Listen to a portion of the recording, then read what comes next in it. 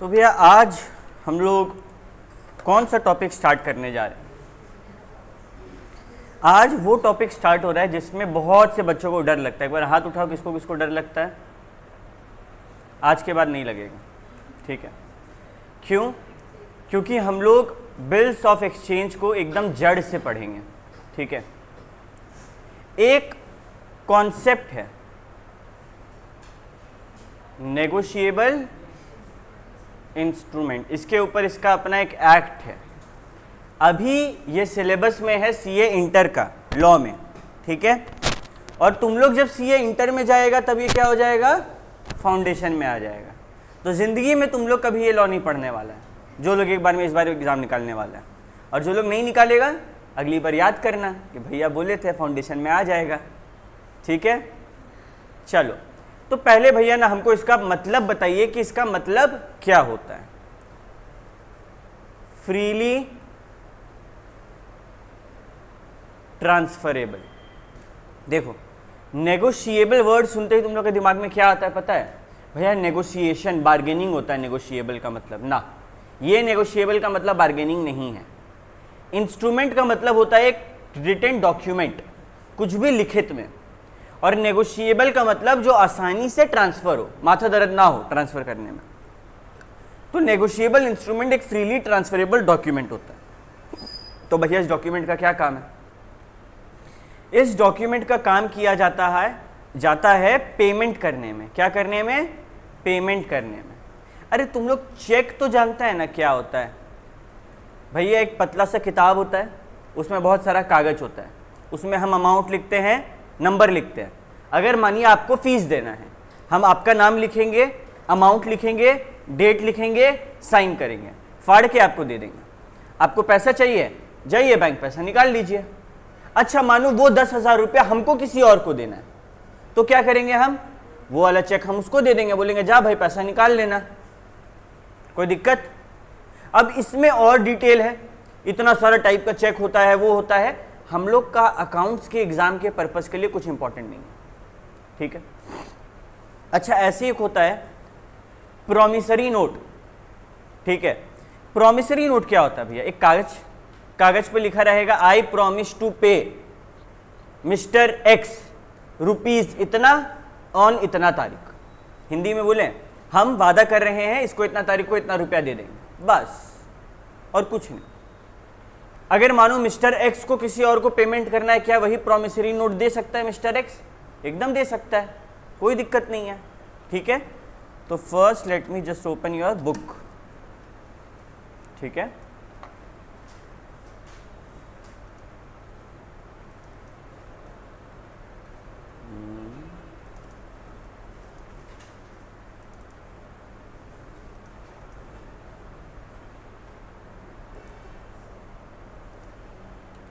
ये आ गया हम लोग का बुक। तो भैया ये जो bills of exchange and promissory note है, तो जो आप बात अभी समझाए प्रॉमिसरी नोट सिर्फ वही होता है, बिल्कुल, उससे कुछ ज़्यादा हम लोग को नहीं समझना है। जो अभी तुम लोग को समझाएं उसका मतलब है कि वो प्रॉमिसरी नोट है। क्या है प्रॉमिसरी नोट? किसी को वादा करना कि हाँ भैया हम तुमको इतना टाइम में पेमेंट कर देंगे। ओके, मेन अकाउंटिंग पर्पस होता है बिल्स ऑफ एक्सचेंज का, ठीक है? तो बिल्स ऑफ एक्सचेंज को पूरा एक स्टोरी से समझते हैं। ओके वेट, मानो ये है सेलर और ये है बायर। अभी इमेजिन करो, सेलर क्या करेगा भैया? सेलर बायर को गुड्स बेचेगा। तो मानो पहले सेलर बायर को गुड्स बेचा, स्टेप नंबर 1। अब सेलर क्या करेगा? बदले में पैसा मांगेगा। लेकिन ये देखो ना, बायर रोने लगा ये सुनते ही, ठीक है? पानी ब्लू रंग का होता है, इसका आंसू भी ब्लू रंग का है। क्यों भैया? बायर क्यों रोने लगा? उसके पास पैसा नहीं है। अब क्या करेगा वो? बायर रोने लगा कि मेरे पास पैसा नहीं है, लेकिन सेलर हम तेरे से वादा कर रहे हैं कि जैसे मेरे पास पैसा आएगा 2 महीना के अंदर हम तेरे को पेमेंट कर देंगे। सेलर बोला कि तुम, हम कैसे मान लें तुम पेमेंट करेगा, हमको कोई एश्योरेंस दो, कोई ऐसा भरोसा वाला बात दो। तो फिर सेलर को एक कॉन्सेप्ट समझाएं हम लोग कि सेलर तुम एक काम करो, ये जो एरो यहां पर है यानी कि पैसा मिलने वाला था, उल्टा गेम हो गया, एरो यहीं पे, यानी कि तुम स्टेप 2 में एक बिल बनाओ। अरे बिल कौन बनाता है? तुम लोग जब शॉपिंग करने जाता है कोई भी मॉल वगैरह में, तो तुम लोग सेलर को बिल देता है या सेलर तुम लोग को बिल देता है? सेलर। यहाँ पे भी सेलर बिल दे रहा है बायर को। अच्छा, सेलर तुम लोग को मॉल में बिल देता है, बदले में तुम क्या देता है? पैसा। यहाँ सिर्फ इतना सा अंतर है ना कि बदले में क्या मिलेगा? बिल ड्रॉ किया सेलर, और यहाँ पे बदले में बिल का एक्सेप्टेंस होगा। ये क्या हो गया भैया? कुछ नहीं। सेलर देखा बायर रो रहा है, सेलर बोला ठीक है सुनो बायर, हम एक बिल बना के दे रहे हैं। उस बिल में लिख दे रहे हैं कि 2 महीना बाद ये बायर हमको इतना रुपया दे देगा। ये बिल बना के कौन दे रहा है? सेलर। किसको दे रहा है? बायर को। सबसे पहले ये कॉन्सेप्ट क्लियर करो, जो बिल बनाता है उसको बोलते हैं ड्रॉवर, जो जिसको बिल बना के दिया जाता है उसको बोलते हैं ड्रॉई। ठीक है, ड्रॉवर या फिर मेकर जो बिल बनाता है, एंड ड्रॉई या फिर एक्सेप्टर जो वादा का मान रखते हुए बोलता है कि हाँ हम पेमेंट करेंगे। तो हम बिल तुमको देंगे, तुम क्या करेगा? मॉल में खड़ा है, तुम साइन करके बिल वापस कर देगा। क्या कोई दिक्कत? 2 महीना बाद हम जाएंगे बैंक को, तेरा बिल दिखाएंगे, बैंक हमको तेरा अकाउंट से पैसा काट के दे देगा। बस यही बिल्स ऑफ एक्सचेंज। कोई दिक्कत? ठीक है भैया, कोई दिक्कत नहीं यहां तक। अभी इसके बाद आया कि भैया आप बोले सेलर, सेलर को और क्या बोलते हैं? ड्रॉवर। और क्या बोलते हैं? भैया एक ही बंदा को 3-3 नाम से बुलाते हैं। अरे तुम लोग का घर में निकनेम है ना, तो इसका निकनेम नहीं हो सकता है, हैं? दूसरा बायर एंड ड्रॉई। और क्या बोलते हैं इसको? एक्सेप्टर। और भैया आप 3 ही तो नाम बताएं। हाँ, प्रॉमिसिंग, पेई। क्या बोलते हैं? लेकिन इसको लेके एक बहुत बड़ा विवाद छिड़ गया। पेई का मतलब क्या होता है पता है? जिसको पैसा मिलेगा। ठीक है, मानो हम सेलर है, ये रो बायर है, ये रो तुम लोग को हम सामान बेचे, तुम लोग हमको क्या देगा? बिल एक्सेप्ट करके देगा। हम बिल देंगे सामान के साथ, तुम लोग साइन करके हमको मेरे हाथ में देगा। अब ये बिल मेरे हाथ में है, हम ड्रॉई हैं, सॉरी हम ड्रॉवर हैं, मेरे हाथ में है। लेकिन दिक्कत ये हो रहा है, एक सेकंड, हम उल्टा लिख दिया। यहां पे होगा पेई, पैसा तो सेलर को मिलेगा ना। नोट्स में भी हम गलत लिखे हुए हैं, वहां पे काटे हैं पेई, ऊपर लिख देना। ठीक है, ओके। तो भैया ये पैसा तो ड्रॉवर सेलर को मिलने वाला है 2 महीना बाद। मानो सेलर गया कहीं पे और वो पेमेंट, वो अब सेलर गया शॉपिंग करने, सेलर आगे वाला पार्टी को पैसा के बदले तेरा वाला बिल दे दिया। जो बिल मिला ना सेलर को तुमसे, वही बिल वो इंडोर्स कर दिया। क्या कर दिया? इंडोर्स। यानी कि यहां पर ये जो बिल था ना, सब कुछ सेम, सब कुछ सेम है।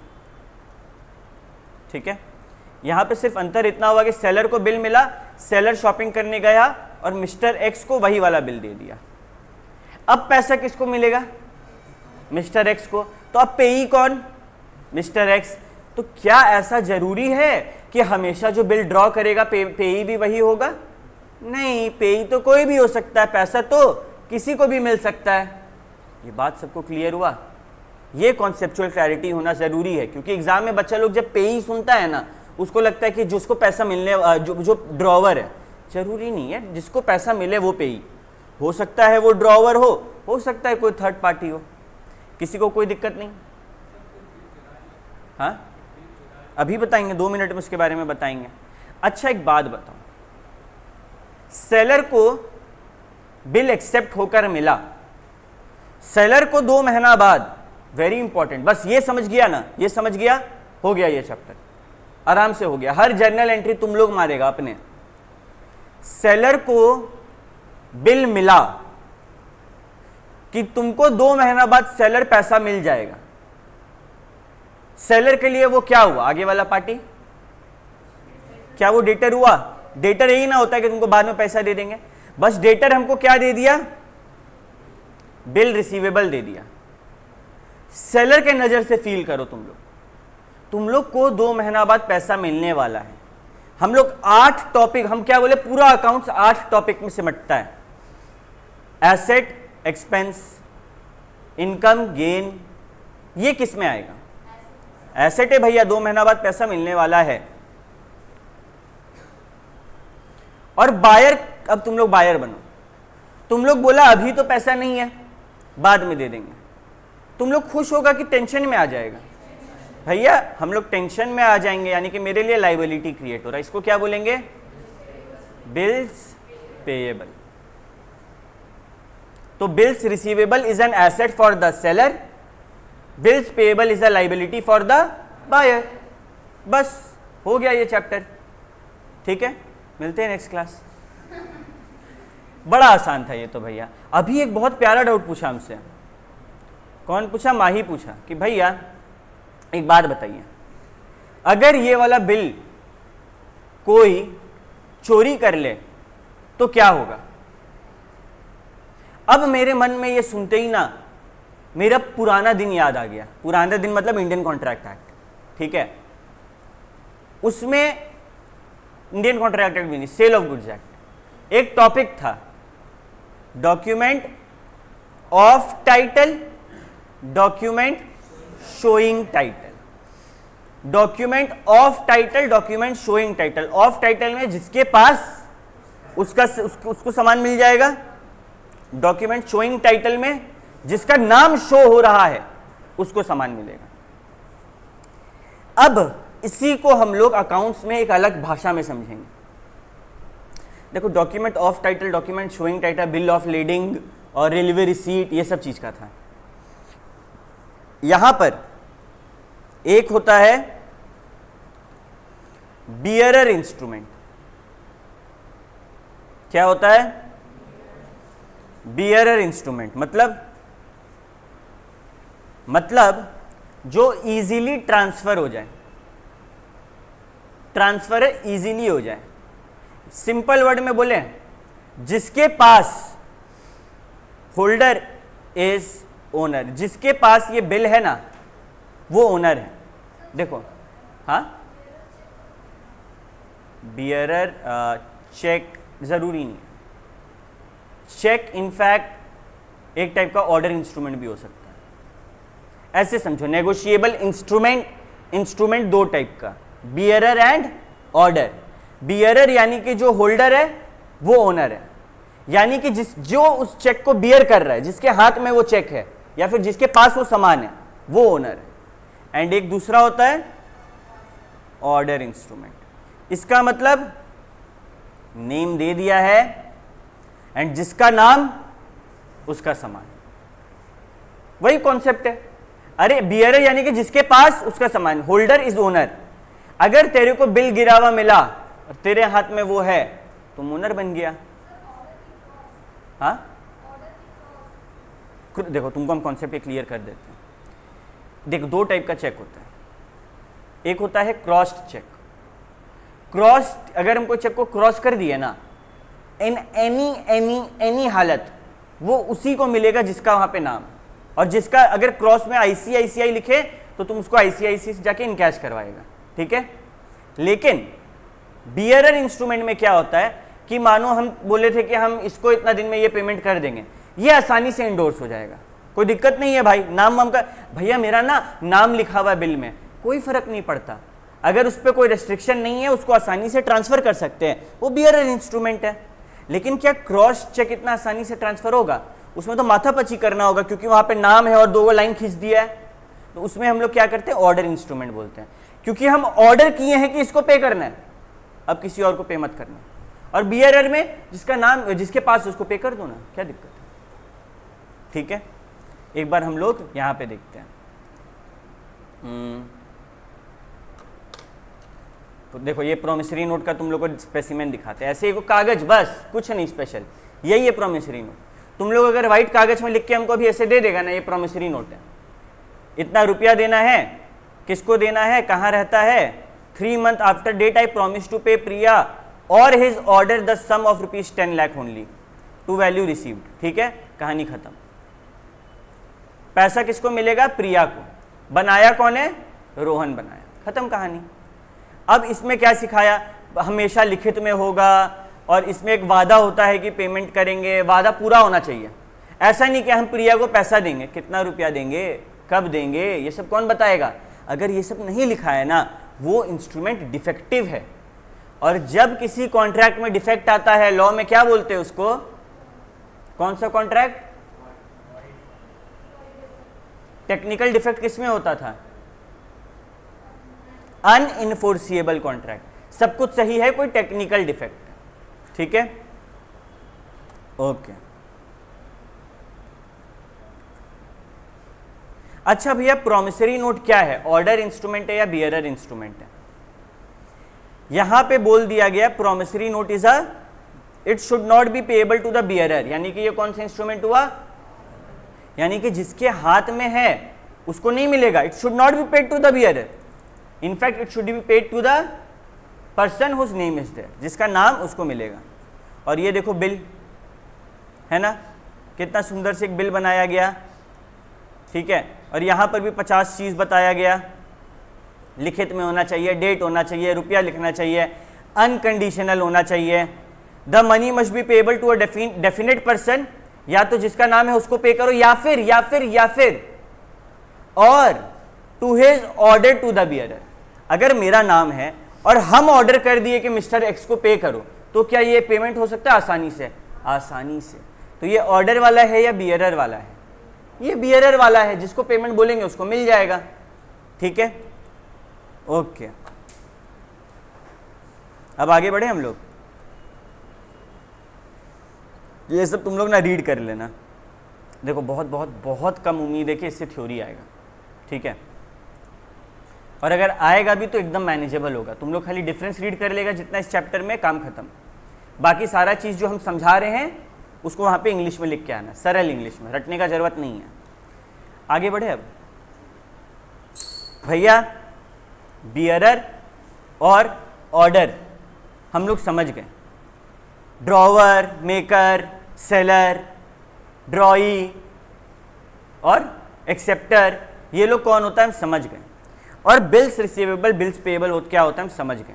मेरे मन में एक डाउट आ रहा है, आप हम लोग को अभी फोटो दिखाएं।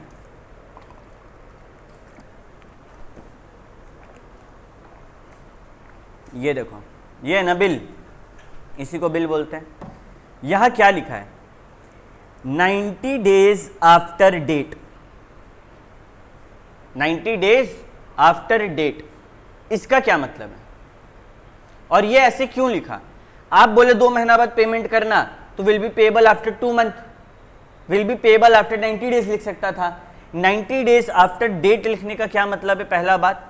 और मेरे मन में ये भी डाउट है कि यहां पर 90 दिन बाद का अहमियत क्या है, ठीक है, दोनों क्लियर करते हैं। पहले, अच्छा ये जो टाइम पीरियड है इसको क्या बोलते हैं इंग्लिश में? हम लोग जब बोलते हैं कि एक प्रधानमंत्री इलेक्ट होता है, कितने साल के लिए होता है? वो 5 साल, उसका क्या होता है इंग्लिश में? टर्म होता है, यानी कि कितना वक्त के लिए।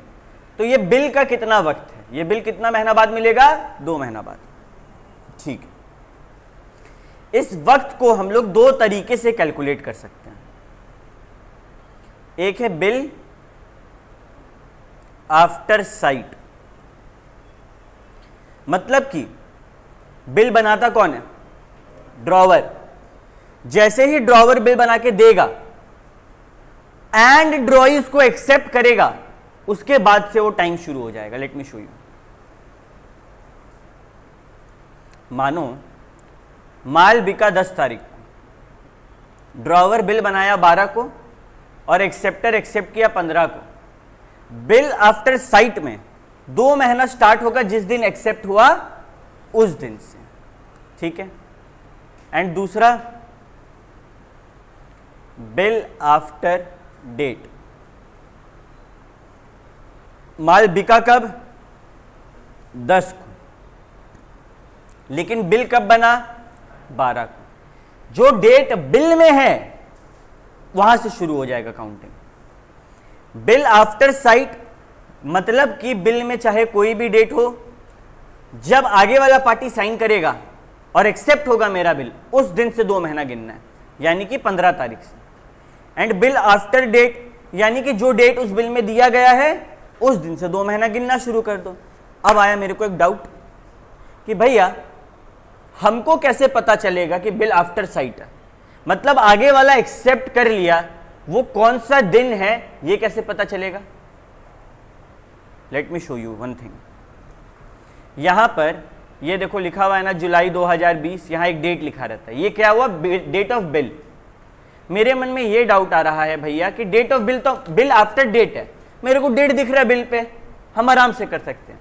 बिल आफ्टर साइट में आप बोल रहे हैं कि जब आगे वाला पार्टी साइन करके हमको देगा तब से 2 महीना गिनना है। हमको कैसे पता चलेगा कि आगे वाला पार्टी 15 तारीख को ही साइन किया है? अरे जब वो साइन करेगा नीचे डेट लिख देगा, खत्म कहानी। और क्या, बस डाउट क्लियर हो गया ये वाला। अब यहां तक भैया सारा बात हमको क्लियर हो गया, ठीक है। एक बार हम लोग यहां आते हैं, कुछ टर्म्स देखते हैं। बिल आफ्टर साइट मतलब when the bill is accepted, एक बार जब देख लेगा आगे वाला पार्टी एक्सेप्ट कर देगा उसके बाद। बिल आफ्टर डेट मतलब जो बिल में दिन है उस दिन से गिनना शुरू करना। ड्यू डेट ऑफ बिल क्या होगा? ड्यू डेट, अरे ये ड्यू डेट जो है हर चार्टर्ड अकाउंटेंट का जिंदगी का एक अहम हिस्सा है। क्यों भैया? क्योंकि हम लोग के लिए डेट्स निकलता है। हम लोग का काम कैसे होता है? सीए का काम कि भैया आपका 3 महीना बाद जीएसटी का फाइल भरना रहता है क्वार्टरली, तो हर 3 महीना के बाद 15 दिन में भरना है। इनकम टैक्स का आपको इतना 31 जुलाई तक सारा को इनकम टैक्स भरना है, ये सब ड्यू डेट ही तो है, मतलब इस दिन के बाद नहीं। यहां पर ड्यू डेट का मतलब है कि बिल का ड्यू डेट मानो बोला 90 दिन बाद, 1 तारीख से 2 महीना बाद ले लो, 1 जनवरी से 2 महीना बाद, तो क्या होगा? फरवरी मार्च। 1 मार्च मेरा ड्यू डेट है, मेरा ड्यू डेट है। कोई दिक्कत? कोई दिक्कत नहीं। जिस दिन हम पैसा लेने के लिए एलिजिबल हो गए उस दिन क्या हो जाता है? Due date. लेकिन एक दिक्कत हुआ, मालूम है क्या? तुम लोग सेलर था और हम थे बायर। तुम लोग को हम वादा कर दिए कि तुम लोग को 2 महीना बाद पेमेंट करेंगे, आज वो ड्यू डेट आ गया, एक्सपायरी हो गया बिल का। तुम लोग मेरे को फ़ोन किया, बोला भैया हम जा रहे हैं बैंक में पैसा निकालने, और हम बोले यार सॉरी मेरे बैंक में पैसा तो नहीं है। तो अब क्या होगा? यहां पर नेगोशिएबल इंस्ट्रूमेंट एक्ट बोला कि अगर कोई इंस्ट्रूमेंट, ध्यान से सुनना, अगर कोई इंस्ट्रूमेंट पेएबल ऑन डिमांड नहीं है उसको 3 दिन का ग्रेस मिलेगा। पेएबल ऑन डिमांड क्या होता है? मेरे को जब पैसा चाहिए होगा हमको तब मिलेगा। चेक में क्या होता है? हम चेक काट के दिए, तुमको जब पैसा चाहिए जाओ निकाल लो एक पर्टिकुलर लिमिट के अंदर में, इतना दिन के अंदर। लेकिन बिल क्या होता है? इतना दिन के बाद तुम पैसा निकाल सकते हो। तो ये पेमेंट बाय डिमांड है? नहीं। जब मेरा डिमांड हम ले सकते हैं क्या पैसा? नहीं। तो जब भी ऐसा कुछ हो हम लोग को क्या चीज का ध्यान देना है कि 3 दिन का क्या देंगे? Grace days. तो भैया आपका बात हमको समझ आया। आपका कहने का मतलब है कि बिल में अक्सर अगर बिल डिमांड वाला नहीं है, डिमांड वाला मतलब जब पैसा चाहिए तब देंगे। ओके, तो भैया हमको ये बात क्लियर हो गया कि डेज ऑफ ग्रेस मतलब अगर 2 महीना है तो ऐसा नहीं कि 2 महीना बाद मुँह लेके पहुंच जाना है, 3 दिन बाद जाएंगे, 3 दिन का ग्रेस मिलता है। ठीक है, कोई दिक्कत नहीं, आगे बढ़ते हैं। अब आया date of maturity, date of expiry या फिर ड्यू डेट, यानी कि जिस दिन बिल ड्यू हुआ। अब हम तुम लोग को एग्जांपल देते हैं। 1 जनवरी से 90 दिन बाद ड्यू डेट आएगा, काउंट करो कितना? 31 मार्च, पक्का? 1 जनवरी, जनवरी में कितना दिन? 31 दिन। भैया ये लीप ईयर है क्या? मान लो नहीं है, कुछ नहीं बोलेगा, लीप ईयर नहीं मानेंगे। तो 28 डेज कितना हुआ? 59। 91, हम लोग 90 डेज है, 90 माइनस 59 कितना होता है 31, तो कितना डेट आया 31 मार्च। ये जो 31 मार्च है ना, ये क्या है ड्यू डेट। इस दिन पैसा मिल जाना चाहिए था, लेकिन 3 दिन ऐड करके 31 मार्च के बाद 1, 2, 3 अप्रैल को पैसा मिलेगा। ये क्या हो गया, ये हो गया डेट ऑफ मैच्योरिटी। समझ गया तुम लोग? किसी को कोई दिक्कत? ड्यू डेट का मतलब जिस दिन पैसा मिलना चाहिए था लेकिन उसी दिन नहीं पहुंचते, 3 दिन का ग्रेस दिया जाता है, लॉ बोला है। तो हम लोग 3 दिन बाद जाएंगे, तो हम लोग किस दिन जा रहे हैं, डेट ऑफ मैच्योरिटी में। हाँ भाई बोल। एक दिन,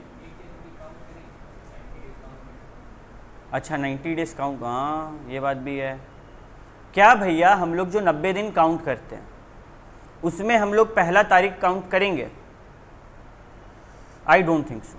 यानी कि यहाँ पर ये डेट एक दिन आगे बढ़ जाता, 4 हो जाता एंड ये 1 तारीख हो जाता। बट ये जो चीज़ है इसका जो कम्प्लेक्सिटी है वो 2 चैप्टर है, average due date, account current, वहाँ देख लेंगे। अभी ड्यू डेट बिल में कैलकुलेट करने नहीं देगा, और देगा तो पता चल जाएगा। For the time being concept, हाँ भाई हाँ 3 मंथ होता तो जनवरी, फरवरी, मार्च, अप्रैल होता। भैया क्या जनवरी को नहीं गिनते ना, फरवरी, मार्च, अप्रैल ऐसे गिनते। ठीक है, वो सारा कॉन्सेप्ट तुम लोग का ना अलग चैप्टर में कंप्लीट होगा। अभी खाली ये समझते जाओ कि कहाँ क्या हो रहा है। डेट ऑफ ड्यू डेट क्या हुआ, जिस दिन पैसा मिलने को था। Date of maturity, grace days add करने के बाद पैसा कब मिलेगा। क्लियर है यहाँ तक कहानी? ओके, अब बढ़ते हैं आगे। The maturity of a promissory note और bill of exchange is the date at which it falls due.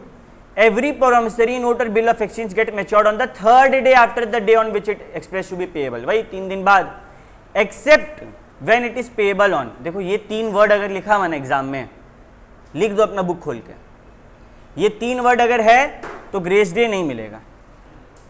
ये जो date of maturity of bill है ना, I think it is page number 6.7, इसके बगल में लिख दो ऐसे, यहाँ पे खाली जगह है। ये 3 वर्ड अगर एग्जाम में दिखेगा, on demand, at site, on presentation, तो no grace days, no grace days.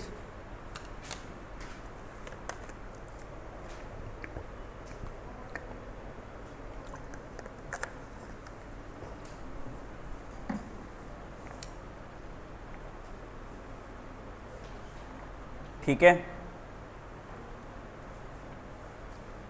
सबको क्लियर? अभी मालूम है बच्चा लोग को ये चैप्टर टफ क्यों लगता है? इसमें ना इंग्लिश का खेल है, बिना मतलब का ये लोग ऐसा ऐसा वर्ड का इस्तेमाल करेगा जो कंफ्यूज करेगा। अभी हम लोग क्या पढ़ें, bill after sight, bill after date.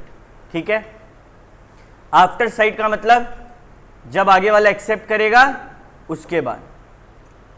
After date का मतलब जो दिन बिल में लिखा हुआ है उसके बाद से काउंटिंग शुरू। अब एक टॉपिक आया, bill eight site. Bill eight site मतलब ये डिमांड वाला है, ऑर्डर वाला, यानी कि कोई डेट नहीं है, there is no time for payment mention. ठीक है, एंड सच बिल और promissory note is payable on demand, जब पैसा चाहिए जाके ले लो। ठीक है, तो ये शब्दों का इस्तेमाल होगा वहां पे, on demand, at site, on presentment. ठीक है, यही शब्द का मतलब है कि वो क्या हो गया, बिल एट साइट हो गया, यानी कि जब जाएगा पैसा मिल जाएगा। कोई दिक्कत नहीं भैया, कोई दिक्कत नहीं। ओके, अब हम लोग आते हैं यहां पर, how to calculate due date. इसको बुक में स्टार मार्क करो, ये सब कॉपी में नहीं लिखा है जो बुक से पढ़ रहे हैं। ठीक है, how to calculate due date of a bill. मानो मेरे बिल में लिखा हुआ है कि हम तुम लोग को 10 तारीख को पेमेंट करेंगे, तो ड्यू डेट में क्या 3 दिन ग्रेस का ऐड होगा? बिल्कुल भी नहीं। ये बात को एकदम गौर से समझते हुए जाओ। एग्जाम में सारा जर्नल एंट्री आ रहा है, लेकिन अगर डेट ही गड़बड़ हो गया तो मार्क्स मिलेगा? नहीं मिलेगा। खेल है डेट का। तो हर चीज़ का क्लैरिटी होना चाहिए दिमाग में कि अच्छा ये है तो ये करना है। तो अगर बिल में कोई डेट मेंशन्ड है, कोई डेट लिखा हुआ है, वही डेट ड्यू डेट माना जाता है, 3 दिन नहीं मिलेगा। ठीक है। When the bill is made payable at a stated number of months after date, इतना महीना बाद, तो क्या ग्रेस डेज मिलेगा? बोला that date on which the term of bill shall expire will be the due date, और maturity date और due date तो अलग अलग हो सकता है। ठीक है। The term shall expire on that day of the month which corresponds with the day on which the bill is dated. ठीक है। बेसिकली क्या बोल रहा है कि मानो ना हम 31 जनवरी को एक बिल बनाए और बोले कि 1 महीना बाद पैसा लेना, तो 31 जनवरी के बाद क्या आएगा? फरवरी। क्या 1 महीना बाद यानी कि हम 31 फरवरी को जाएंगे बिल लेने? भैया 31 फरवरी जैसा तो कुछ होता ही नहीं है, तो क्या पैसा नहीं मिलेगा? अरे ये महीना का आखिरी दिन था ना, तो तुम महीना का आखिरी दिन जाके पैसा ले लो। ऐसे ही अगर 4 महीना बाद होता, मानो 30 तारीख आ रहा होता लास्ट दिन, उस दिन पैसा लेते। 31 होना जरूरी नहीं है, ये समझा रहे। अच्छा भैया ग्रेस डेज, हाँ ऐड हो जाएगा। अगर ऑर्डर वाला नहीं है, डिमांड वाला नहीं है, ऐड हो जाएगा। ठीक है। अच्छा भैया नंबर ऑफ डेज का बात किया तो हाइलाइटर उठाओ, सबको हाइलाइटर उठाओ और ये लाइन को हाईलाइट कर दो। The date of bill is excluded. इससे अनुपम का वाला डाउट क्लियर हो गया कि भैया हम दिन काउंट कर रहे हैं, क्या जिस दिन पैसा लेने जा रहे हैं उसको या फिर जो दिन बिल बना रहे हैं उसको, ये दोनों दिन को काउंट करना है। सबको हाईलाइट करो, फिर समझा रहे हैं।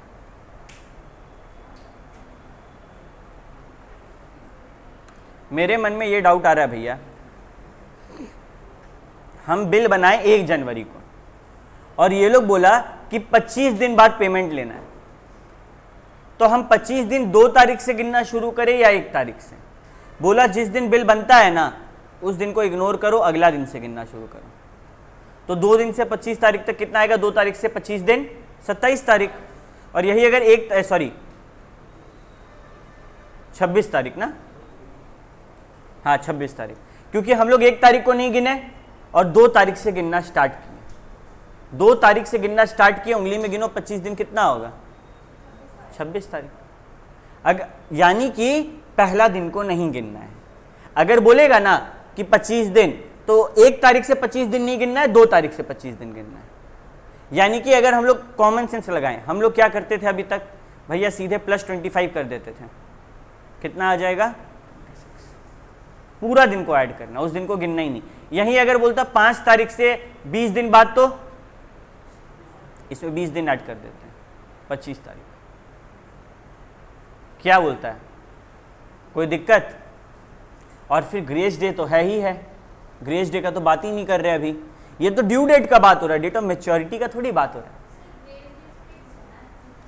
बस ग्रेस डे बस 3 दिन ऐड कर दो, यानी कि यहां पर अगर 25 आए तो 26, 27, 28, यहां पर अगर 26 आए तो 27, 28, 29, बस और कुछ नहीं।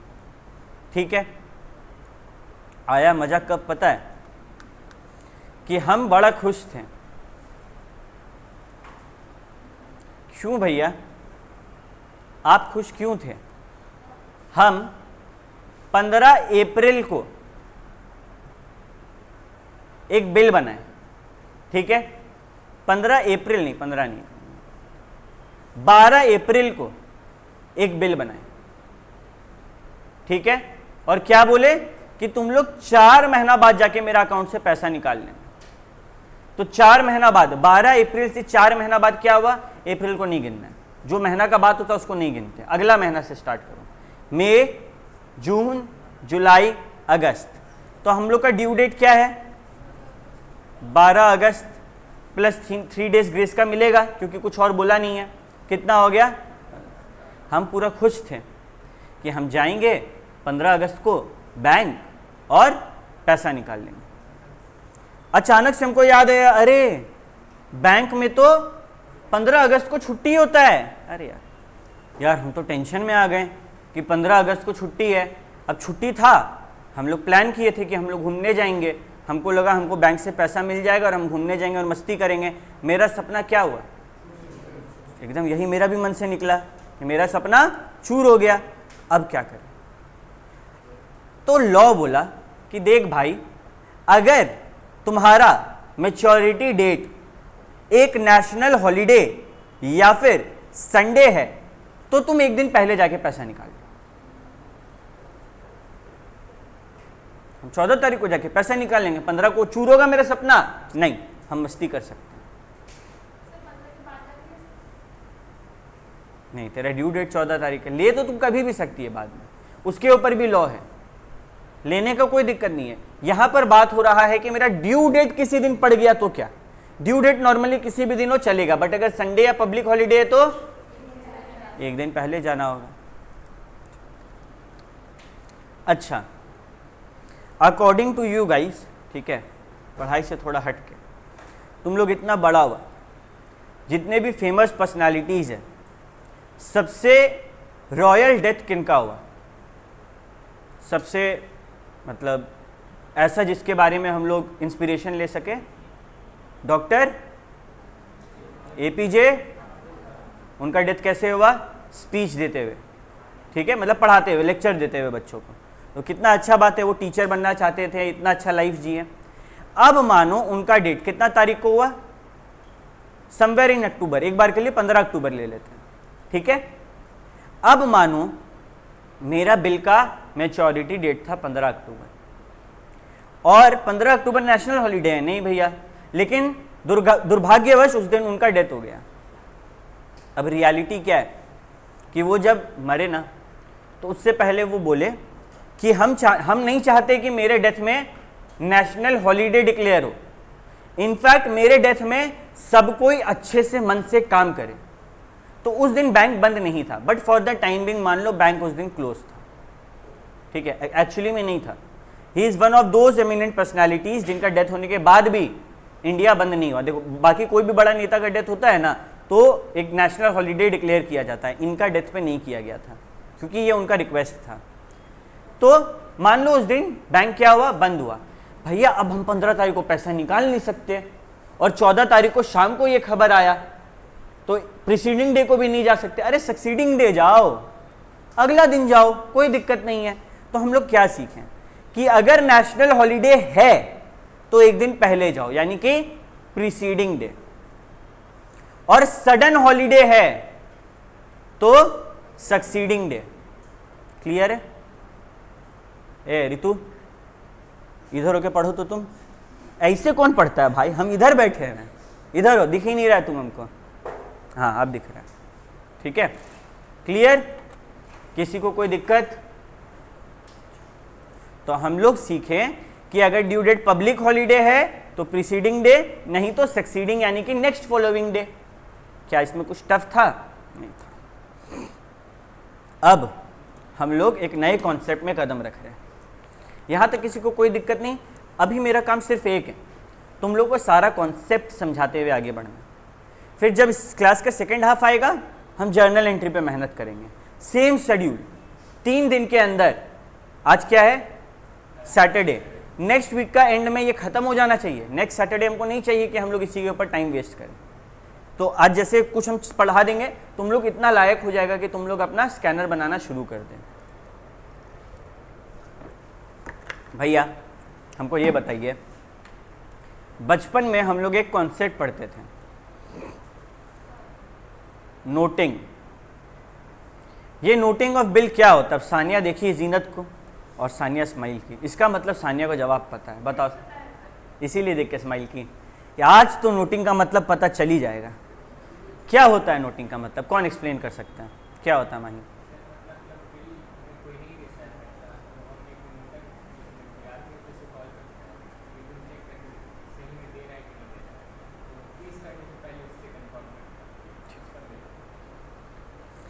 मानो हम लोग का सेलर है और ये मानो बायर है। कितना मासूम लग रहा है ना बायर देखने में, लेकिन बायर मासूम नहीं है, बायर शैतान है। बायर क्या है? और इसके लिए ना हमको टेंशन हो रहा है, बहुत ज़्यादा टेंशन हो रहा है। क्यों भैया? क्योंकि हमको टेंशन है कि कल को बायर पैसा नहीं दिया तो क्या। अरे कल को बायर पैसा नहीं दिया तो इंग्लिश में क्या बोलते हैं उसको? डिसऑनर हो जाएगा। मतलब बायर बिल दे दिया, हम बिल लेकर गए बैंक में, बैंक वाला बोलता तेरे को बेवकूफ़ बना दिया हूं, उसका अकाउंट में पैसा ही नहीं है। हम क्या करेंगे? ना घर का ना घाट का, कहां ढूंढने जाएंगे बायर को? तो या फिर मानो हम लेकर गए, डिसऑनर तो नहीं हुआ, मेरा प्रॉपर प्रेजेंटेशन नहीं हुआ, हमसे कोई गलती हो गया, ठीक है, तो क्या करें? तो सेलर क्या करेगा? एक पब्लिक ऑफिशियल होता है, जनरली ये लोग एडवोकेट होते हैं, कोर्ट के बाहर बैठे रहते हैं, जिसको क्या बोलते हैं? Notary public. सेलर इसके पास जाएगा और अपना चिंता व्यक्त करेगा। नोटरी पब्लिक बोलेगा टेंशन मत ले, तुम हमको एक छोटा सा चार्ज दे, मान 10 रुपया दे दे, ठीक है, बदले में हम तेरे लिए एक काम करेंगे, हम बायर से बात करेंगे। अरे हमको तो लॉ का भाषा आता है ना, हम बायर से बात करेंगे। अगर बायर हमको पैसा दिया तो हम तेरे को भेज देंगे वो पैसा, हमको तो मेरा 10 मिल गया ना भाई। अगर फिर सेलर टेंशन में आके बोला नोटरी भाई मानो पैसा नहीं दिया तो बोला पब्लिक ऑफिशियल कि हम इस चीज़ को लिखित में रीज़न के साथ लिख देंगे और एक ऐसा सामान बना देंगे ना जो कोर्ट में दिखाएगा तो इसके खिलाफ कार्रवाई शुरू हो सकता है। अगर ये बंदा नहीं होता तो सेलर क्या करता? दर दर भटकता रह जाता, प्रूफ लेके कहाँ ढूंढे क्या करे। अभी नोटरी बीच में आया और नोटरी बड़ा प्रोफेशनली काम करेगा, बायर का आधार कार्ड मांग लेगा कि कहीं तुम भागेगा तो तेरा आधार कार्ड है मेरे पास, तेरा पहचान पत्र है, और सीधे उसका घर पे नोटिस भिजवा देगा। कोई दिक्कत? तो ये लोग जो सर्विस देता है वो इस चीज का देता है, सेलर का चिंता को कम करने के लिए। खत्म नहीं हुआ, डिसऑनर अभी भी हो सकता है, कार्रवाई अभी भी होगा, लेकिन अगर पहले वाला सिचुएशन में बिना नोटरी का कार्रवाई होता तो बहुत माथा दर्द था। अब है क्या? अब नोटरी देख लिए सारा चीज, एक डॉक्यूमेंट लेके जज पास जाएंगे, बोलेंगे जज साहब लीजिए, ठीक है, ओके, ठीक है। अब आगे बढ़े। तुम लोग को ग्रुप में पीडीएफ मिल गया है, ठीक है, कुछ नहीं करना है, घर जाके इसको कॉपी करना है। इस पीडीएफ में एक चार्ट है जो कि ऑब्वियसली हम नहीं बनाए हैं, किसी और टीचर का है, मेरे को नाम नहीं पता, नहीं तो हम क्रेडिट भी देते हैं उनको, बट ये बहुत प्यारा चार्ट है। ये चार्ट तुम लोग का काम को समझना बहुत आसान कर देगा, ठीक है। पहले हम लोग स्टेप का बात करें। देखो बेटा, अगर अभी ध्यान नहीं दिया तो देखो बिल ऑफ एक्सचेंज क्या होता है, एक बेस हम बना दिए। एग्जाम में ये बेस काम आएगा क्वेश्चन समझने में, लेकिन आंसर अब शुरू होगा। जो बच्चा अब ध्यान नहीं दिया, बिल ऑफ एक्सचेंज चैप्टर में जिंदगी में कभी कमांड नहीं ला पाएगा। मतलब ध्यान देगा तो ले आएगा फ्यूचर में भी, लेकिन अगर अभी नहीं दिया तो मेरा सारा क्लास बर्बाद है उसका, ठीक है। हम लोग स्टेप वाइज चलते हैं। स्टेप 1, ठीक है, स्टेप वाइज चलते हैं और 2 जन का नाम लिखते हैं। कौन कौन? ड्रॉवर एंड, एक बार ड्रॉवर के नजर से सोचना है और एक बार ड्रॉई के नजर से सोचना है। ड्रॉवर के नजर से जब सोचेंगे सेलर बन जाएंगे, ड्रॉई के नजर से सोचेंगे तो बायर बन के सोचेंगे, ठीक है। स्टेप 1 क्या होता है? बिल को लेके स्टेप 1। स्टेप 1 होता क्या होगा एक्चुअली में? सेलर माल बेचा तो क्या एंट्री करेगा? डेटर टू सेल्स, ठीक है, यानी कि भैया ठीक है, डेटर टू सेल्स। चलो एक बार करते हैं, ठीक है, डेटर टू सेल्स। और ड्रॉई क्या एंट्री करेगा? Purchases to creditor. ये पार्ट क्लियर है। इसी से पार्ट नंबर 2 आया। जब डेटर पैसा दे देगा तो डेटर क्या है मेरा? उन 8 में से एसेट। एसेट बढ़ रहा है या गिर रहा है? जब डेटर पैसा दे दिया तो गिर रहा है, और एसेट गिरे तो एसेट बढ़ नहीं रहा है। ये फील होता है कि एसेट बढ़ रहा है। अरे डेटर है 100 रुपया का, वो 50 दे दिया, अब कितना का दिख रहा है? 50 का, तो गिर गया ना। To debtor. क्या वो पैसा दिया? नहीं, वो क्या दिया? BR दिया। तो BR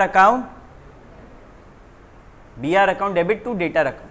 अच्छा, डेटर का नाम हम लोग का केस में क्या चल रहा है, तो लिख सकते हैं टू ड्रॉई टू डेटर, एक ही बात है, कोई दिक्कत नहीं। अब ये भाई क्या एंट्री मारेगा? अब बायर बन के सोचो, तुम लोग माल खरीदा था, तुम लोग के लिए क्या था वो? क्रेडिटर। क्रेडिटर क्या होता है? लाइबिलिटी। लाइबिलिटी गिरे तो डेबिट, तो क्रेडिटर अकाउंट डेबिट। अच्छा, ये पैसा देता टू बैंक, पैसा दे रहा है क्या? ये क्या दे रहा है? Bill, BP. और बीपी क्या होता है? लाइबिलिटी।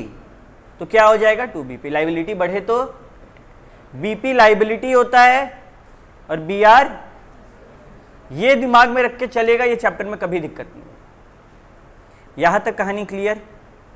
ठीक है भैया। अब आते हैं थर्ड एंट्री में। और थर्ड एंट्री के लिए अलग अलग सिचुएशन आ गया हम लोग के पास, जैसे कि सिचुएशन नंबर 1।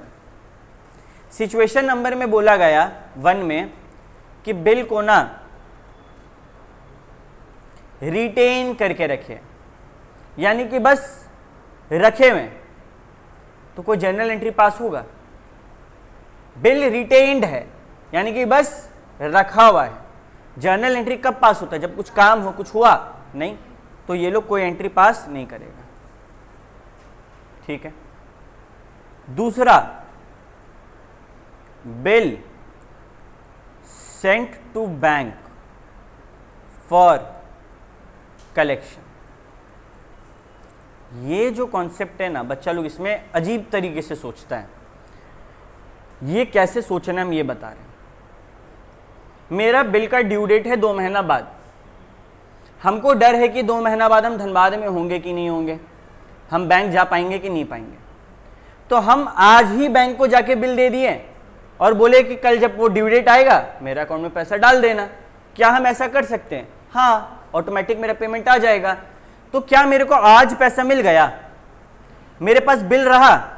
ये बताओ सबसे पहले। बिल क्या होता है? एसेट। आप तो बैंक को देकर आ रहे हैं, एसेट गिर गया तो 2BR। लेकिन नॉर्मली हम बिल देते तो पैसा मिलता, हम बिल देते तो पैसा मिलता, यहां मिल रहा है, तो यहां क्या बोलेंगे? यहां बोलेंगे bill sent to bank for collection. ऊपर जो बात बोला गया ना, सेम बात को यहां पे बोल के ऊपर वाले को डेबिट कर देना है, बस, मेहनत ही नहीं है। हाँ, इतना लंबा तुम शॉर्टकट में लिख सकती है BST BFC, और फिर तुमको मार्क्स मिल जाएगा शॉर्टकट में 0। ठीक है, क्लियर है ये कॉन्सेप्ट सबको? अगर बिल सेंट फॉर कलेक्शन का मतलब क्या, हम आज ही जाके बैंक को बिल दे दिए, कल को जब पैसा आएगा मेरे को पैसा मिल जाएगा। कल को जब पैसा मिलेगा हमको बताओ क्या एंट्री होगा? Bank account debit to bill sent for collection. ठीक है। अच्छा, हाथों हाथ ना ये भी काम कराते जाते, रुक जाओ। ये स्टेप में क्या हुआ? अच्छा, पहले क्या किए थे? बिल रिटेन करके रखें अपने हाथ में, पैसा जाके ले नहीं रहे। कब जाके लेंगे पैसा? जब ड्यू डेट आएगा तब। तो जब हम ड्यू डेट को जाके पैसा लेंगे, एक बार सोचो ड्रॉवर के नजरिए से वो क्या एंट्री पास करेगा? भैया हम लोग ड्यू डेट को गए और पैसा ले लिए, तो मेरे पास क्या आया? बैंक अकाउंट डेबिट, पैसा बढ़ा, वो जो बिल था वो रहा मेरे पास, वो तो बैंक वालों को दे दिए, तो बिल तो हाथ से गया, एसेट कम हो गया, 2BR। बिल रिटेन मतलब नॉर्मल वाला केस कि हम 2 महीना शांति से बैठे हुए चुपचाप।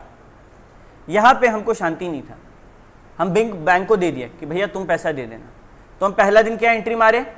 Bill sent to bank for collection, और उसके साथ 2BR। अब मेरे को बताओ 2 महीना बाद मेरा बैंक में क्या होगा? Your account has been credited with this much रुपया, अपने आप। तो मेरा क्या हो जाएगा? Bank account debit. अब हम क्रेडिट में क्या करें? बिल तो ऊपर ही दे चुके, मेरे पास है ही नहीं। अरे तुम ये नाम से एक चीज खड़ा किया था ना, बिल सेंट फॉर कलेक्शन, ये तुम्हारा एक टाइप का एसेट ही था कि कल को पैसा मिलने वाला है, तो कर देना बिल सेंट फॉर कलेक्शन। ये मत करना, पूरा बात लिख के आना, ठीक है? क्लास में है इसीलिए टाइम बचाने के लिए किया है, कोई दिक्कत नहीं, सब कुछ क्लियर? बिल बैंक में दे दिया, कल को जब पैसा आएगा ये एंट्री मार देंगे। अब मानो ये आया मजा कि हम बिल को डिस्काउंट कराएंगे। ये स्टेप में भी बच्चा लोग को बहुत दिक्कत होता है। और मेरा बात मानो, हम एक स्टोरी समझाएंगे, ये स्टेप दिमाग में घुस जाएगा, ठीक है।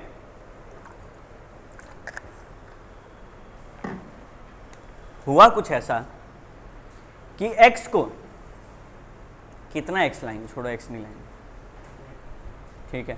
मानो माही को लाते हैं, माही को एक पेमेंट मिलना वाला था, कितना तारीख को, मानो 10 अक्टूबर को, लेकिन माही को ना 5 अक्टूबर को ही पैसा की जरूरत पड़ गया। 5 अक्टूबर छोड़ो, बहुत जल्दी पास में बोल रहे हैं, 5 सितंबर को ही पैसा का जरूरत पड़ गया, ठीक है। तो अब क्या करेगा माही?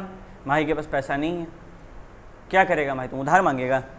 अरे तेरे पास बिल तो है ना, बिल तो है ना, मानो तेरे पास 1000 रुपये का बिल है।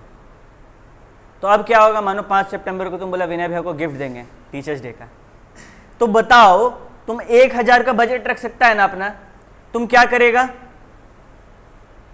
तुम बैंक जाएगा, बैंक वाले को दिखाएगा, देखो मेरे पास बिल है बैंक, ये बिल तुम ले लो, बदले में हमको पैसा दे दो।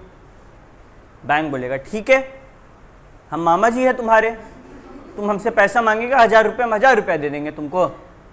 तुम हमको 1000 रुपये का बिल दिया। यहां होगा क्या?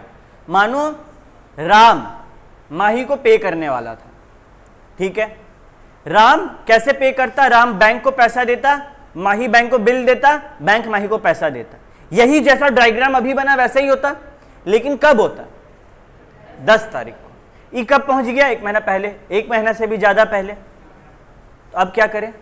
अब बैंक आ गया, बैंक बोला राम तो अभी तक पैसा दिया नहीं है, और माही किससे पैसा मांग रहे हैं? बैंक बोलेगा सुन, हम तेरे को पैसा देंगे, 1000 नहीं देंगे, 950 देंगे। माही बोलेगा अरे 1000 रुपया तो हम तुमको दे रहे हैं।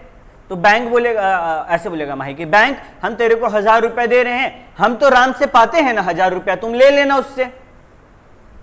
अब हम एकदम डीप में कॉन्सेप्ट समझा रहे कि पैसा काट क्यों रहा है। बैंक बोलेगा देख माही, हमको 1000 रुपया कब मिलेगा? महीना भर बाद। ये 1000 रुपया तुमको हम अपना जेब से दे रहे हैं, इसको अगर हम कहीं लगाते तो हम पैसा कमाते ना 50 रुपया, ये हम तुमसे काट लिया। तो माही को कोई टेंशन। अब क्या होगा? 10 तारीख को राम पैसा डालेगा बैंक में, कितना? और बैंक को क्या हुआ? 50 का। बैंक का इनकम का सोर्स डिस्काउंटिंग भी होता है। तुम लोग कल को जब किसी बैंक का ऑडिट पे जाएगा ना, तो तुम लोग उसको बोलना कि आप लोग का बैंक से कितना बिल डिस्काउंट होया दिखाइए, वो लोग दिखाएगा, क्योंकि उन लोग का कमाई का जरिया है ना भाई। ये देखो कमा लिया 50 रुपया, और वैलिड रीजन से कमाया कि हम तेरे को पहले पैसा दे रहे हैं तो तुम हमको कमा देना, मतलब तुम हमको फायदा दो, मुनाफा दो मेरा, कोई दिक्कत। ये प्रोसेस हुआ बिल डिस्काउंटिंग का, ठीक है। तो अब ड्रॉवर क्या एंट्री करेगा? ड्रॉवर है माही। माही बोलेगा मेरे पास पैसा आ गया, बैंक अकाउंट डेबिट। कितना रुपया आया माही के पास? 950। लेकिन बिल कितना का था? 1000। भैया इधर 50 का गैप आ रहा है, यही तो डिस्काउंट है। तुम सोचो ना, माही के नजर से सोचो, डिस्काउंट उसके लिए उन 8 में से क्या है? लॉस है, और लॉस बढ़े तो डेबिट, इसीलिए डिस्काउंट डेबिट किया गया है। कितना आसान था। अच्छा बताओ, राम के बुक्स में इस डिस्काउंट को लेके क्या एंट्री होगा? कोई एंट्री नहीं होगा। राम को पता है क्या ऐसा कुछ हो रहा है, वो पहले भी उतना तारीख को पैसा दे रहा था, अभी भी उतना तारीख को पैसा देगा, कोई दिक्कत नहीं है। हाँ, डिस्काउंट नहीं, डिस्काउंट अलाउड डेबिट होता है। अगर तुम कहीं खरीदने गई और तुमको दुकान वाला डिस्काउंट दिया, तेरे लिए डेबिट है कि क्रेडिट है? तुमको तो फायदा मिल रहा है ना, और फायदा बढ़े तो क्रेडिट। तो जरूरी नहीं है डिस्काउंट शब्द है तो डेबिट होगा, उसका नेचर पकड़ना सीखना होगा कि उसमें फायदा हो रहा है या नुकसान हो रहा है, ठीक है। हाँ,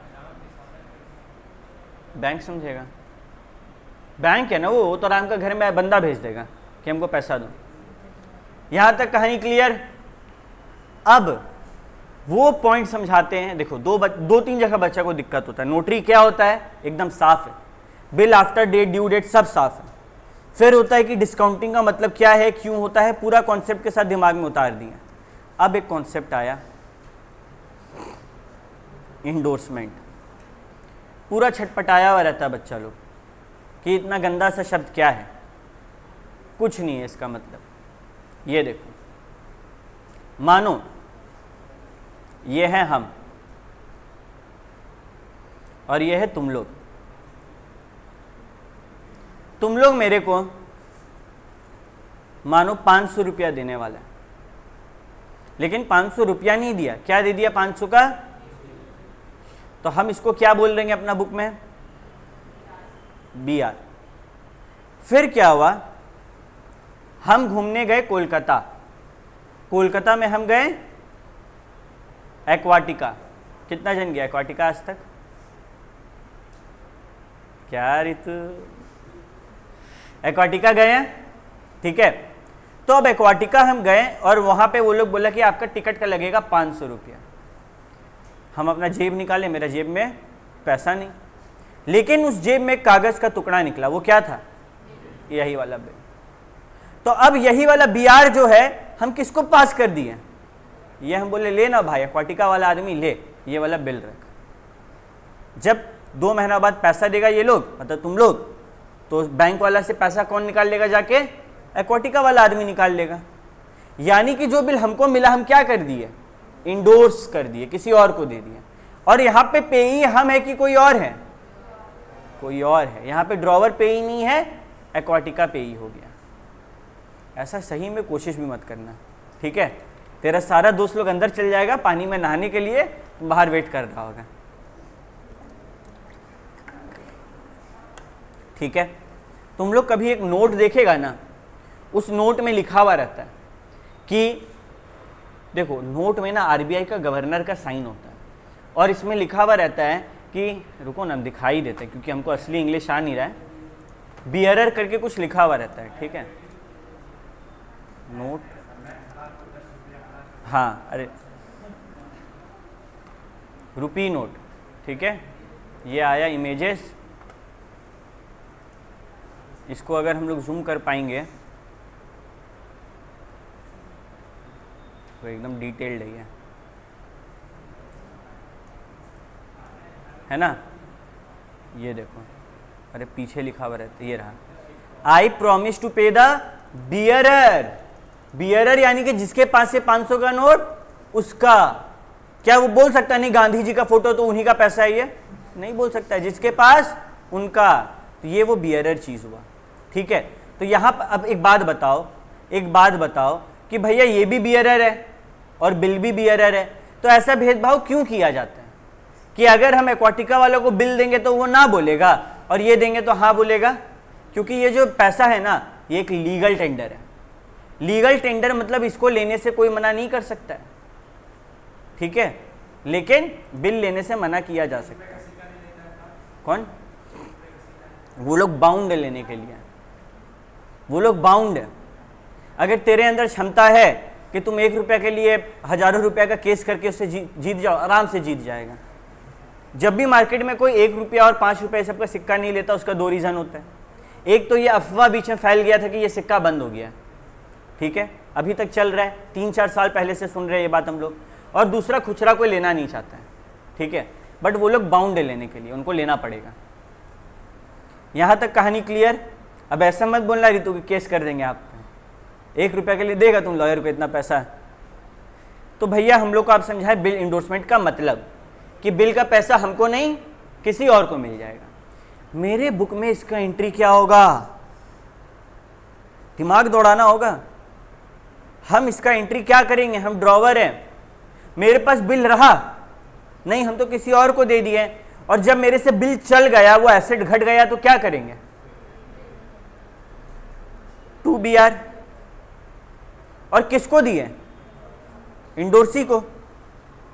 अरे जो भी बंदा का नाम एक्वाटिका, हमारे केस में एक्वाटिका अकाउंट डेबिट 2BR। अगर 2BR नहीं करते, पैसा देते, अगर एक्वाटिका से तुम टिकट खरीद रहे हो, उसको कैश दे रहा है, तुम क्या बोलेगा? एक्वाटिका टू कैश। कुछ अंतर हुआ? बीआर को इमेजिन करो ना कि मेरा एसेट है, कोई कैश है, बस देते जा रहे हैं, खेल खत्म। ठीक है, हाँ, और कोई एंट्री नहीं। ड्रॉवर को मतलब है, मानो भैया एक्वाटिका को पैसा नहीं मिला, तब का तब देखेंगे। एक्वाटिका हमको पकड़ेगा कि उसको, जो आदमी है उसको पकड़ेगा, वो हमको देखना होगा। Excuse me. क्लियर है ये कहानी? कोई दिक्कत नहीं? अच्छा, अब आया एक concept, bill dishonour. Dishonour, honour का मतलब क्या होता है?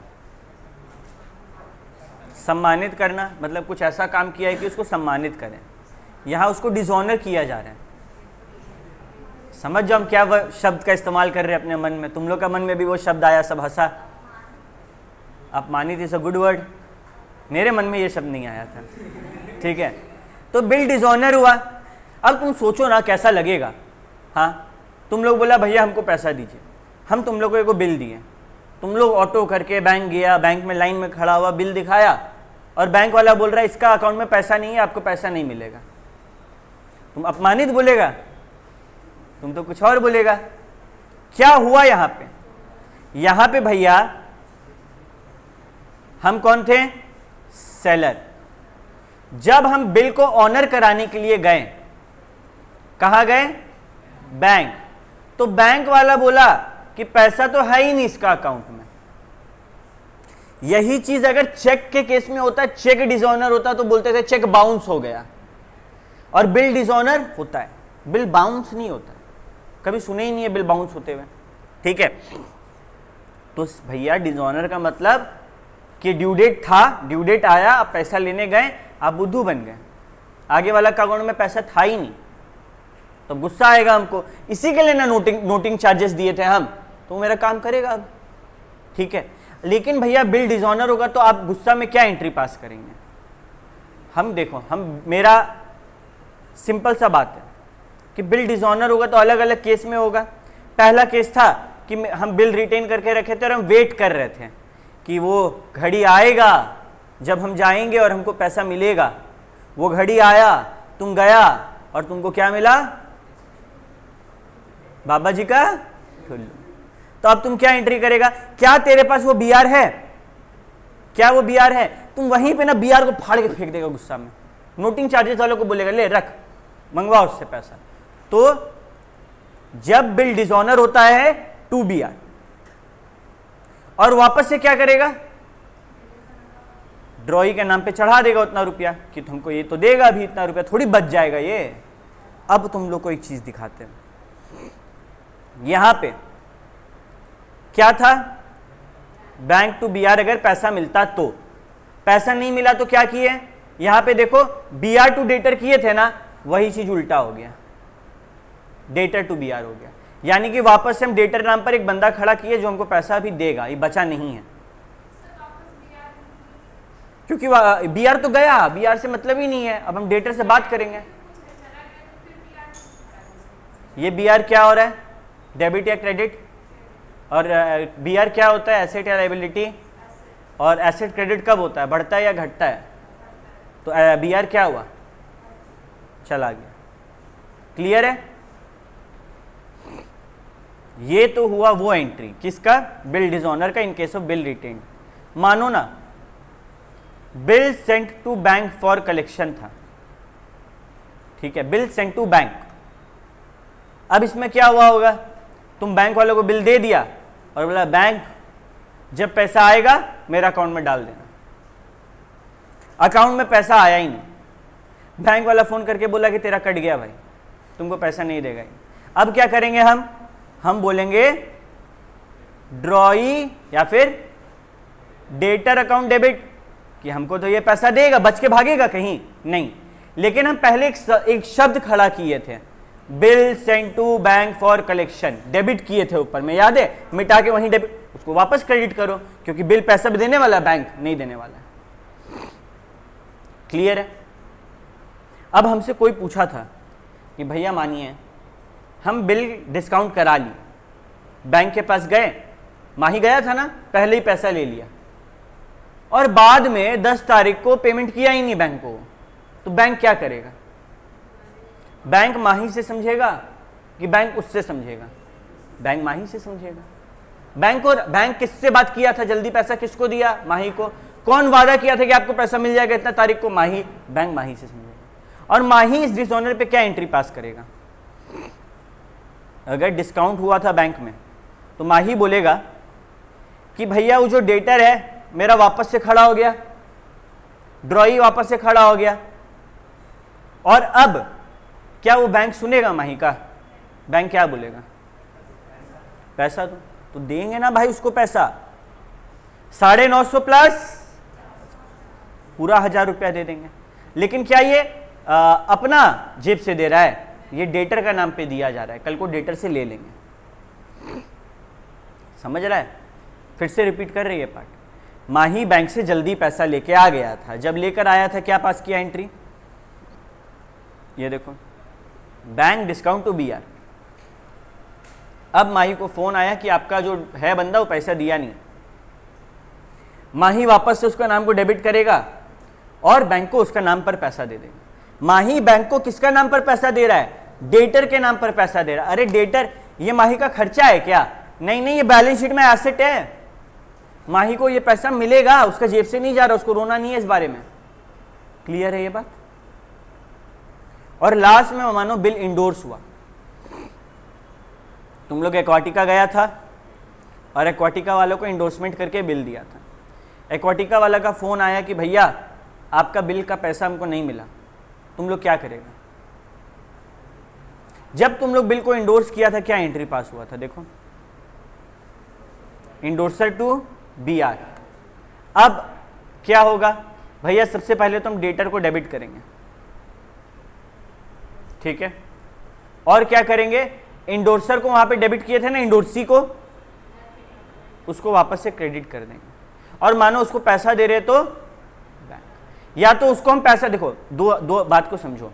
अगर तुम बिल को डिस्काउंट कराया था ना, हमेशा टू बैंक होगा। क्यों भैया? तुम बैंक को बोलेगा परसों पैसा ले जाइएगा, लेकिन तुम एक्वाटिका को ये बात बोल सकता है ना कि आप बाद में पैसा ले जाइएगा, या फिर हाथों हाथ पैसा दे दे। तो टू एक्वाटिका भी हो सकता है और टू बैंक भी हो सकता है। इनफैक्ट मानो हम एक्वाटिका को पैसा दे रहे हैं लेकिन मेरा नोटिंग चार्जेस लगा, नोटिंग चार्जेस जहां भी लगे हमेशा और हमेशा टू बैंक होगा। जहां भी नोटिंग चार्जेस लगे हमेशा क्या होगा? To bank. हमेशा, चारों केस में नोटिंग चार्जेस में बैंक को क्रेडिट कर देंगे। कोई दिक्कत? अच्छा, ये एक लास्ट टॉपिक पढ़ाते हैं, इसके बाद हम ब्रेक देंगे, ठीक है? ओके, लास्ट टॉपिक है रिटायरिंग अ बिल। रिटायरिंग अ बिल, इसका मतलब क्या है भैया? बिल रिटायर कर दिए। मानो तुम लोग हमको बोला कि भैया आपका फीस हम कैश में नहीं देंगे, तो हम स्कैनर दिखाएं, बोला ऐसे भी नहीं देंगे। आप हम लोग को बिल्स चैप्टर पढ़ाए हैं, हम बिल्स में आपको पेमेंट करेंगे फीस का। हम बोले कर देना। तुम लोग के लिए वो क्या होगा? बीपी, लाइबिलिटी, मेरे लिए एसेट, BR। लेकिन तुम लोग बोला था 2 महीना बाद पैसा देगा और वो अगला ही महीना बोल रहा है कि हम दे देंगे, यानी कि जल्दी पे करना चाह रहा है, रिटायर कर रहा है पहले, ठीक है? अब क्या करे भैया? हमको वो पैसा देगा बैंक अकाउंट। तुम लोग सबको पता है कि हम लोग का फीस पहले क्या था? पहले तो 14 था, फिर हम लोग 12,000 किए, और जो बच्चा एक बार में फुल पेमेंट करता है उसको क्या मिलता है? Cash discount. तो यहां पर भी तो तुम लोग 3 महीना का बोल के 2 महीना 1 महीना में पेमेंट कर दिया, तो क्या पूरा पैसा देगा? हमेशा पैसा पहले मिल जाएगा तो क्या बोलेंगे? BR, bank to BR। 1000 रुपया का वादा था, मिलेगा कितना? 900। भैया 100 रुपया क्या हुआ? तुम लोग उसको रिबेट नहीं देगा कि तुमको पहले पैसा मिल रहा है। तेरा पैसा ड्यू कब था? 3 महीना बाद, तुमको अगला ही महीना पैसा मिल रहा है। इसको तुम बैंक में डाल के पैसा कमाता, तुम तो कमाएगा ही ना, तुमको पहले पैसा मिल गया। जो आगे वाला पार्टी वो रो रहा है कि हम पहले पैसा दे दिए, उसका रोना हम समझा दिए उसको कि अरे तुम 100 रुपये इंटरेस्ट समझ लो, वो तेरा इंटरेस्ट है। असल में कितना कमाए हम लोग? 900। ये 100 क्या है? ये रिबेट या डिस्काउंट है जो हम उसको दिए पहले पेमेंट करने के लिए, कैश डिस्काउंट। फिर से कैश डिस्काउंट का कॉन्सेप्ट समझाते हैं। कैश डिस्काउंट और ट्रेड डिस्काउंट में क्या अंतर होता है? सिटी स्टाइल में चल रहा है 40% ऑफ, तुम आज पे करो महीना भर बाद पे करो, क्या तुमको उससे कम ज़्यादा होगा? वो तो 40% ऑफ में लिए, 40% ऑफ सबको उतना मिलेगा। मानो तुम सिटी स्टाइल से 5 लाख रुपए का खर्चा किया। अब जनरली कोई इतना बड़ा खर्चा करता है ना तो बोलता है महीना भर बाद पेमेंट करेंगे, और तुम बोला सुनो ना हम तुमको कल ही पैसा दे देंगे, तो सिटी स्टाइल वाला खुश हो जाएगा क्योंकि उसका बैंक अकाउंट में पहले ही 5 लाख रुपया आ गया, वो मस्त उससे पैसा कमा सकता है। और इसके लिए वो हमको मोटिवेट करेगा, अरे कल पैसा दे रहे, बहुत बढ़िया, आपको हम डिस्काउंट दे देते हैं 10%। ये कैश डिस्काउंट है। क्या ये तुम लोग को मिलेगा? तुम लोग को तो 40% ऑफ मिलेगा ना, ट्रेड डिस्काउंट जो सबको मिलता है। Cash discount is for those who do the payment early. ठीक है, तो ये वो रिबेट या डिस्काउंट है क्योंकि पैसा का पेमेंट पहले हुआ। और याद करो, हम लोग एक बार याद है कॉस्ट ऑफ एसेट निकाल रहे थे डेप्रिसिएशन में, वहां ट्रेड डिस्काउंट माइनस होता था लेकिन कैश डिस्काउंट नहीं होता था। यही रीजन है। ट्रेड डिस्काउंट तो आज हमको ये कंप्यूटर मिला, ये आईपैड मिला, तुम लोग पूछा भैया कितना का है, हम बोले 30,000 का है, सबको 1,000 रुपए का डिस्काउंट मिलता है, यानी कि 29,000 में तुम लोग को भी मिलेगा। ये ट्रेड डिस्काउंट है, ये हम माइनस कर सकते हैं।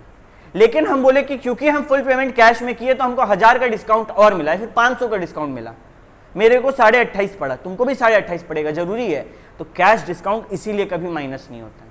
और यहां पर भी ये वही डिस्काउंट है, वो वाला कैश डिस्काउंट जो हम लोग ऐसे बायर देख रहे थे ना, वो एज ए सेलर वो लोग ये एंट्री करता है कि हम आगे वाले को पहले दिए, इसको तो 1,000 ही रुपया देना है, लेकिन उसमें से 100 रुपया रीबेट यानी कि डिस्काउंट का एलिमेंट होता है। ये एंट्री एकदम सिंपल है, तुम लोग जब बनाएगा तुम लोग से बनेगा। तुम लोग को अभी थोड़ा सा भारी लग रहा होगा, क्यों? क्योंकि हम इसका डिटेल में घुस के समझाएं। कोई दिक्कत नहीं, अगली बार जब उठाएगा सारा बात एज इट इज दिमाग में आ जाएगा, कोई डर का बात नहीं। यहां तक सबको क्लियर है? अभी हम लोग क्लास में यहाँ पे रोकते हैं, 15 to 20 मिनट्स का ब्रेक लेते हैं एंड फिर से क्लास स्टार्ट कर लेंगे। ठीक है?